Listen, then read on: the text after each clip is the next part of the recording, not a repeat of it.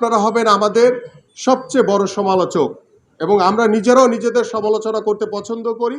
বিএনপির গঠনমূলক সমালোচনা করুন। গণমাধ্যমের সমালোচনা ও সঠিক তথ্য আমাদের চলার পথকে মসৃণ ও দৃঢ় করবে। বর্তমানে দেশে আওয়ামী লীগ নাই, তারা সবাই বিএনপির দিকে ঝুঁকে নানান অপকর্মে লিপ্ত হচ্ছে। এখানে আমাদের মধ্যে কেউ কেউ অপকর্মে জড়িয়ে পড়ছে।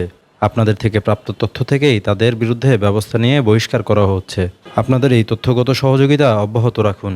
সোমবার বিকেলে রাজধানীর পল্টনের ফার্স্ট হোটেল অ্যান্ড রিসোর্টে গণমাধ্যম কর্মীদের সাথে ঢাকা মহানগর উত্তর বিএনপির নবগঠিত আহ্বায়ক কমিটির মতবিনিময় সভায় একথা বলেন সদস্য সচিব আমিনুল হক। যে বাংলাদেশে এখন আর কোনো আওয়ামী লীগ নাই, সবাই বিএনপি হয়ে গেছে এবং সারা নব্য বিএনপিতে তৈরি হয়েছে এবং তারা কিন্তু দেখা গেছে যে ওই বিভিন্ন জায়গায় দুষ্কৃতিকারী, বিশৃঙ্খলা, দখলদারি করার চেষ্টা করছে।